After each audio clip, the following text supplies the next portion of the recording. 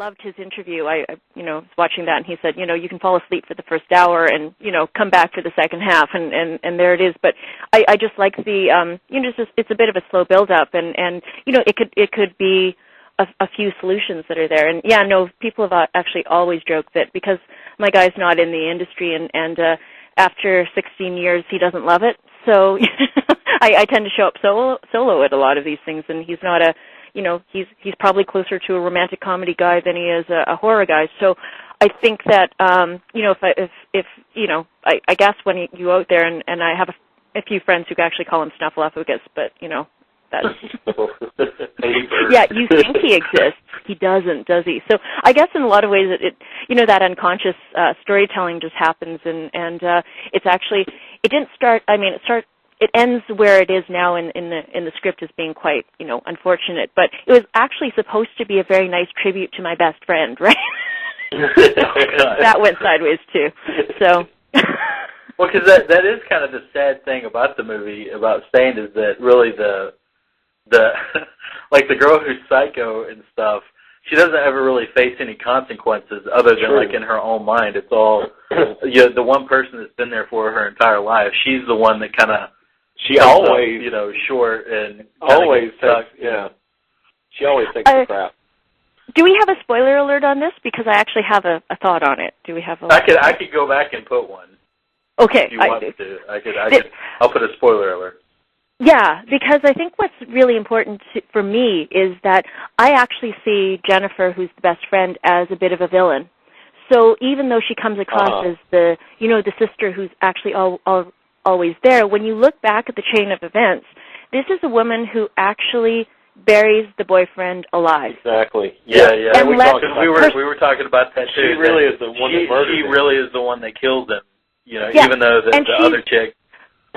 And she enables her, too. Yeah. Well, exactly. And for all these years, even though she's the one who, she could have done a number of things. If you had known that your foster sister is really not well, and you, basically keep her in some ways in an emotional cage for however many years, it's this idea of enabling and non-enabling, I think in a lot of ways that if she's the one who actually kills him, she doesn't let, her sister Isabel actually know that she's actually not responsible for it, and holds it over her head for however long.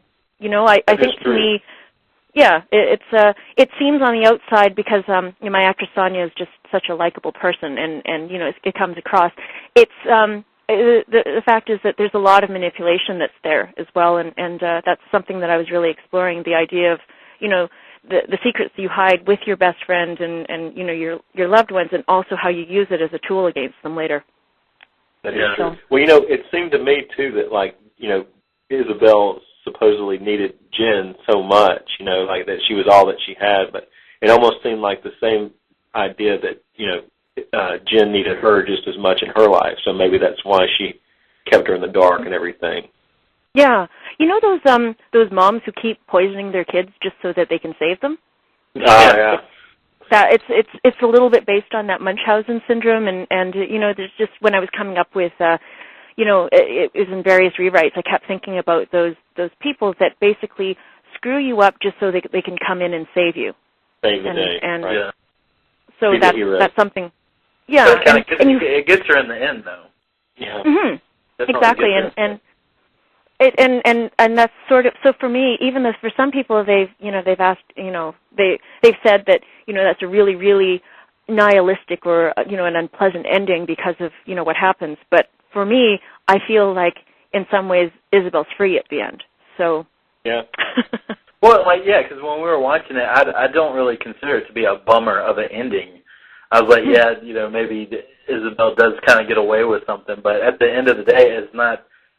I don't know if you felt the same way, Jesse, but it was like during the course of the movie, you're not necessarily rooting for Isabel, but you're not actually rooting against her either. No, so when she kind of walks off at the end, you're kind of like, oh, well, I guess, just be careful who you go date or something, because it's kind of weird. But at the end of the day, you're not really it's not like you're left like going, oh my God, they don't catch her, or No, that's true. You don't really feel like you're let down. So I don't really think it was a bummer of an ending. It wasn't a bummer. I mean, I actually liked how it ended. I think it was a good ending. There's a little bit of a twist right there at the end, and I think that having her, just kind of walking away, just because I don't know if this was something intentional, Karen, but you kind of get like there's kind of like a little bit of a glint in her eye that she knows that she is probably going to keep doing it. Yeah, definitely. And it doesn't look like she's that sad about it either. Right. That she no.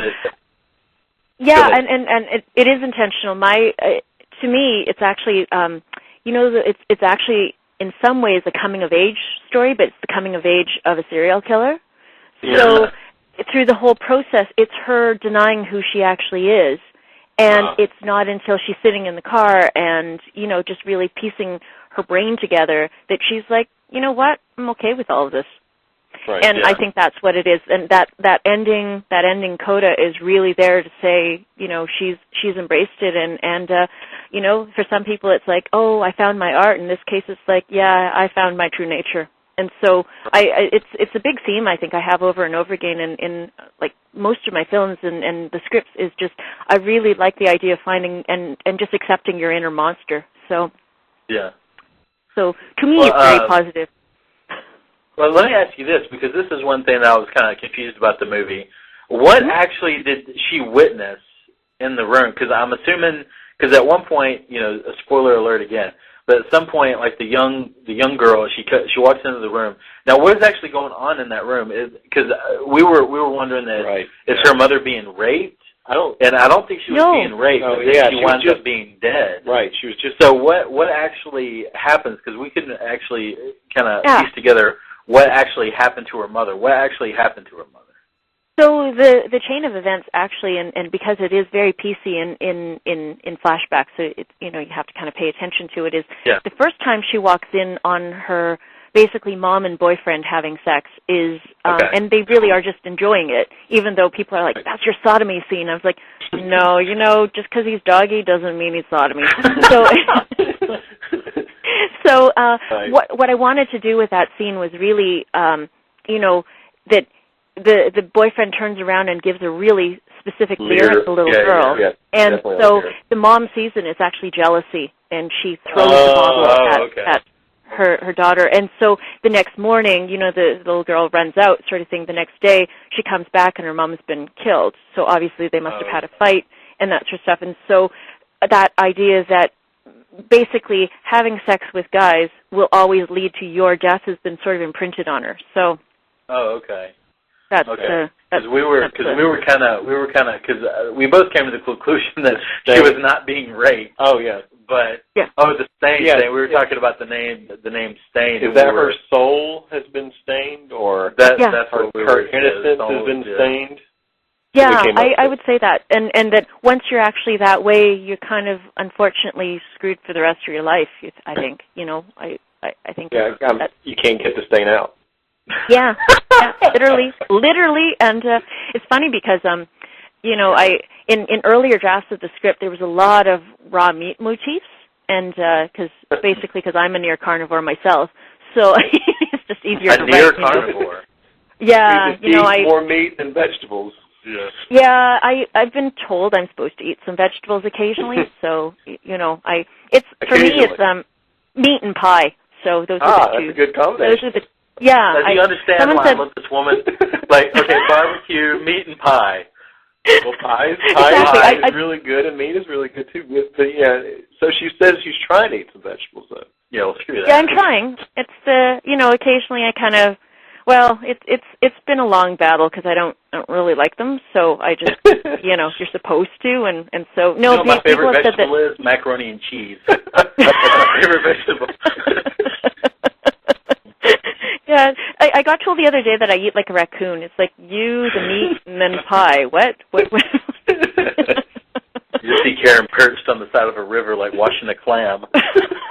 Exactly, scrubbing a little fish and just. But no, I had this like total meat motif, and that's why with the cats, because I was thinking that too, because I actually do My cats actually do eat raw meat, so that's why they're on that raw diet. So they're the only ones that get excited when I take the meat grinder out. So it's so that's what probably way too autobiographical, you know? In the movie. Is that what the cats were eating in the movie, raw meat? Yeah. Okay, because we were wondering what she was cutting up and like feeding to her cats, and we were like for some reason we thought it was like peppers. Like, why is she giving her cat peppers? She said it was gizzards. So gizzards, yeah, but we couldn't tell what it was. Yeah.